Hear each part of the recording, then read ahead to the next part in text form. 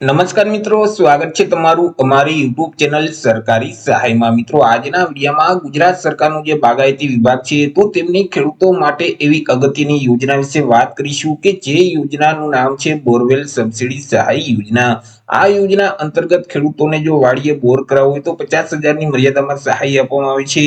યોજનામાં હાલ અત્યારે ઓનલાઈન અરજી ફોર્મ શરૂ છે। તો યોજના વિશે તમામ માહિતી એક જ વિડીયોમાં મેળવી લઈએ। તે પહેલા વિડીયો ગમે તો લાઈક અને શેર કરી દેજો। ચેનલમાં નવા હોય તો ચેનલને સબસ્ક્રાઇબ કરી દેજો। તો ચાલો મિત્રો વિડીયોની શરૂઆત કરીએ। તો સૌથી પહેલા મિત્રો આપણે વાત કરી લેશું આ જે બોરવેલ સબસિડી સહાય યોજના છે તે યોજનાનો મુખ્ય ઉદ્દેશ શું છે। તો કે મિત્રો ખેડૂતોના ખેતરમાં જે ઉભો પાક છે તો આ પાકને પિયત માટે ખેડૂતોએ ખેતરમાં બોર કરાવવાની જરૂરિયાત પડતી હોય છે। જેથી કરી ખેડૂતો પોતાના ખેતરમાં બોર કરાવી શકે તે હેતુ માટે ગુજરાત સરકારનું જે બાગાયતી વિભાગ છે તો તેના દ્વારા બોરવેલ સહાય યોજના અમલમાં મૂકવામાં આવેલી છે કે જે યોજના અંતર્ગત ખેડૂતોને વાડીએ બોરવેલ કરાવવા માટે સહાય છે તે આપવામાં આવે છે। વાત કરી લઈએ યોજનાના નિયમો અને શરતો વિશે, એટલે કે યોજનાનો લાભ છે તે કોને કોને મળવા પાત્ર થશે। તો કે આ યોજનાનો લાભ છે તે ગુજરાત રાજ્યના ઓઇલ પામનું વાવેતર કરતા તમામ વર્ગના ખેડૂત ખાતેદારોને મળવા પાત્ર થશે। પછી તે કોઈ પણ વર્ગના ખેડૂતો હોય, એસસી, એસટી, ઓબીસી, ઈડબ્લ્યુએસ કે સામાન્ય, પરંતુ તે ખેડૂત જો ઓઇલ પામનું વાવેતર કરતા હશે તો તે ખેડૂત આ યોજનાનો લાભ છે તે મેળવી શકશે। એ જો સંયુક્ત ખાતેદાર હોય તો તેવા કિસ્સામાં કોઈ પણ એક જ ખેડૂત ખાતેદાર આ યોજનાનો લાભ છે તે મેળવી શકશે અને તે ખેડૂતોએ અન્ય ખેડૂતની સંમતિ છે તે આપવાની રહેશે। જો એક કરતા વધારે ખેડૂત પાસે ખાતા હશે તો તેવા કિસ્સામાં કોઈ પણ એક જ ખાતા માટે આ સહાય યોજનાનો લાભ છે તે મળવા પાત્ર થશે। વાત કરી લઈએ અહીં મળવાપાત્ર સહાય વિશે કે યોજના અંતર્ગત કેટલી સહાય આપવામાં આવશે। તો કે ઓઇલ પામનું વાવેતર કરતા જે ખેડૂતો છે તો તે ખેડૂતોને બોરવેલ પાછળ જે કુલ ખર્ચ થયેલ છે, એટલે કે ખેડૂતોએ જે વાડીએ બોરવેલ કરાવેલ છે અને તેની પાછળ જે કુલ ખર્ચ થયેલ છે તો તે કુલ ખર્ચના 50% લેખે સહાય આપવામાં આવશે અથવા તો વધુમાં વધુ રૂપિયા 50,000ની મર્યાદામાં સહાય છે તે મળવા પાત્ર થશે। બે રકમમાંથી જે રકમ ઓછી હશે એટલી ખેડૂતોને સહાય છે તે આપવામાં આવશે।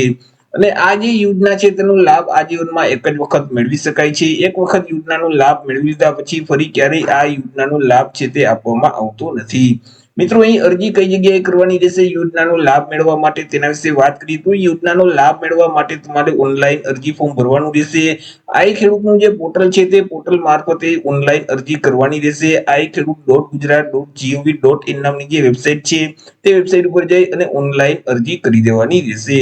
વર્ષ 2026-27 માટે હાલ અત્યારે અરજી ફોર્મ શરૂ છે। 30/9/2026 સુધી અરજી ફોર્મ શરૂ રહેશે।